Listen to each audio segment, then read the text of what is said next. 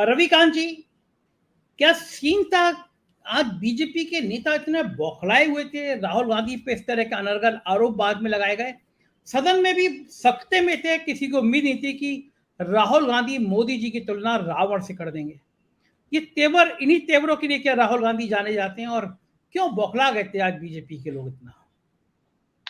संजय जी, जिस दिन संसद की सदस्यता राहुल गांधी की बहाल हुई थी, उस दिन मैंने कहीं कहा था टाइगर इज बैक, और उसका इंतजार हो रहा था कि राहुल गांधी पार्लियामेंट में जब आएंगे तो क्या बात करेंगे। तो आपने बिल्कुल ठीक कहा कि सन्नाटा छाया था कि राहुल गांधी कहीं ऐसा कुछ ना बोल जाएं। लेकिन जब उन्होंने शुरुआत भारत जोड़ो यात्रा के उन प्रसंगों से की तो राहत मिली लोगों को। लेकिन मणिपुर के हालातों का जिक्र करते हुए राहुल गांधी ने अपने आखिरी में नरेंद्र मोदी पर जो हमला किया है, और कितना सटीक मिथक उन्होंने सामने रखा। देखिए, राहुल गांधी की अब खासियत यह है कि वो ऐसा कुछ बोलते हैं जो जन जन तक पहुंच जाता है। राम रावण की कथा किसको नहीं मालूम है, और रावण का कितना अहंकार था और कितना बड़ा साम्राज्य था जो उसके अहंकार और जो वो लोगों पर अत्याचार करता था उसके कारण वो खत्म हो गया। ये मिथक कौन नहीं जानता। और राहुल गांधी ने वही करारी चोट की है जिसको मैं रावण से ही अगर जोड़ूं तो उस नाभि पर चोट की है कि अडानी और अमित शाह की ही केवल सुनते हैं। तो ऑब्वियस है कि वो तिलमिलाहट तो होनी थी। इसीलिए राहुल गांधी पर अनर्गल आरोप भी लगे कि उन्होंने फ्लाइंग किस दी, लेकिन उसका भी पर्दाफाश हो गया। राहुल गांधी रुकने वाले नहीं हैं। राहुल गांधी इसके लिए बने ही नहीं है कि वो इस देश में सत्ता पाने के लिए कुछ साधारण काम करें। अब वो विशेष स्थिति में है जो इस देश को बचाने के लिए, इस देश की विभाजनकारी जो ताकतें हैं उनके खिलाफ मुठभेड़ करने के लिए सीधे तौर पर राहुल गांधी इस देश के सामने हैं। और इसीलिए पार्लियामेंट ने उनका ये रूप देखा। नरेंद्र मोदी क्या उनका जवाब देंगे? मैं संजय जी पहले भी कहता रहा हूं कि नरेंद्र मोदी की हिम्मत नहीं है जो राहुल गांधी का सामना कर ले। राहुल गांधी लगातार सत्ता की आंखों में आंखें डाल करके सवाल कर रहे हैं, उन घटनाओं का जिक्र कर रहे हैं जिससे इस देश की आत्मा छलनी होती है। उन्होंने कहा कि भारत माता की हत्या हुई है, और बीजेपी के लोग कह रहे थे कि इसमें भारत माता की हत्या का जिक्र कर रहे हैं। और ये भारत माता कौन है? जवाहरलाल नेहरू जब प्रधानमंत्री थे तो एक सभा में गए, लोग वहां नारे लगा रहे थे भारत माता की जय। जवाहरलाल नेहरू ने पूछा ये भारत माता कौन है? लोगों ने उसका जवाब नहीं दिया, बेचारे साधारण लोग थे। खुद नेहरू जी ने समझाया कि इस देश के लाखों करोड़ों किसान, महिलाएं, दलित, आदिवासी और हम सब भारत माता है। तो इस देश के एक भी व्यक्ति पर हमला वो भारत माता पर हमला है। उन दो महिलाओं में क्या वो भारत माता नहीं थी जिनकी परेड कराई गई, जिनके साथ सामूहिक बलात्कार हुए? शर्म आनी चाहिए उन लोगों को जो संसद में बैठ करके अट्टहास अभी कर रहे हैं अमित शाह के भाषण पर या स्मृति ईरानी के भाषण पर। उनको जरा भी लाज नहीं आती। लेकिन नरेंद्र मोदी तो लोक लाज से ऊपर हैं। न उन्हें लोकतंत्र की लाज है, न संविधान की लाज है, और न ही इस देश के लोगों की कोई लोक लाज है। और यही वजह है कि उनको कोई फर्क नहीं पड़ता। वो लगातार उस पूरे झूठ, फरेब, मक्कारी इस सब के साथ मौजूद रहते हैं। वो व्यक्ति जो इस देश का सबसे बड़े ओहदे पर बैठा है, जिसकी सबसे बड़ी जिम्मेदारी है, और वो व्यक्ति मणिपुर जलते हुए को छोड़ करके कभी एक लफ्ज नहीं बोलता। और बोलता कब है? 36 सेकंड। 82-83 दिनों के बाद जब सुप्रीम कोर्ट ने घेरा तब 36 सेकंड प्रधानमंत्री बोलते हैं, और गए तो आज भी नहीं।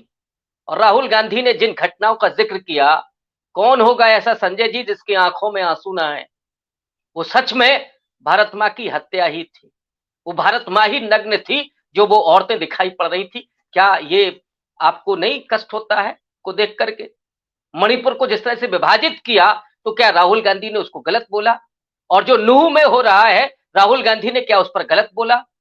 और जब जब राहुल गांधी बोले या कोई और विपक्ष का लीडर उस सच को कहता है तो भारतीय जनता पार्टी के खेमे में तिलमिलाहट स्वाभाविक है। और इसलिए मुझे लगता है कि ये जो लंका बनाई गई है पूरी, उस लंका को जलते दहकते हुए आने वाले भविष्य में वो देख रहे हैं। चिंता उनकी वो है, उनकी वो चिंता नहीं है कि राहुल गांधी क्या कह रहे हैं, इसको तो वो परे कर देते, लेकिन उन्हें अपनी सत्ता के जाने का डर है और इसीलिए वो इस तरह का व्यवहार कर रहे हैं। लेकिन मुझे नहीं लगता कि राहुल गांधी उससे डरने वाले हैं, झुकने वाले हैं या रुकने वाले हैं। बिल्कुल ठीक कह रहे हैं कि मुझे भी जो तेवर अब राहुल गांधी के हो गए हैं, ये राहुल गांधी को जो करीब से जानता है वो ये समझ गया है कि राहुल गांधी अब शायद डरने वाले नहीं हैं, दबने वाले नहीं हैं। बिलाल सौजवारी जी, राहुल के तेवर क्या इशारा करते हैं? देखिए संजय जी, आज का जो भाषण था राहुल गांधी का, उसमें दो चीजें देखी जा सकती हैं। एक तो राहुल गांधी का आध्यात्मिक व्यक्तित्व और दूसरा राहुल गांधी का राजनीतिक व्यक्तित्व। राजनीतिक व्यक्तित्व के बारे में तो सभी लोग बात करते हैं और हम पत्रकार होने के नाते हमें बात भी करनी चाहिए। प्रोफेसर साहब ने भी उस पर अपनी नजरिया पेश किया। मैं चाहता हूं कि पहले आज राहुल गांधी के आध्यात्मिक व्यक्ति पे बात की जाए, जो उन्होंने रूमी से कोट करने की कोशिश की कि जो शब्द दिल से निकलते हैं वो दिल में ही जाते हैं। दरअसल जिस फिलोसफर की वो बात कर रहे थे, रूमी की, उस रूमी के यहां, उसके दर्शन के यहां प्रेम का जो संदेश है वो मानवता का केंद्र बिंदु है। रूमी के दर्शन के यहां चीजों को छुआ नहीं जाता बल्कि उसे महसूस किया जाता है। रूमी के दर्शन के यहां जो भावुकता जीवन में होनी चाहिए, जो संवेदनशीलता जीवन में होनी चाहिए, और उस संवेदनशीलता के माध्यम से जो आप मानवता का दृष्टिकोण रखते हैं, यह रूमी का दर्शन सिखाता है।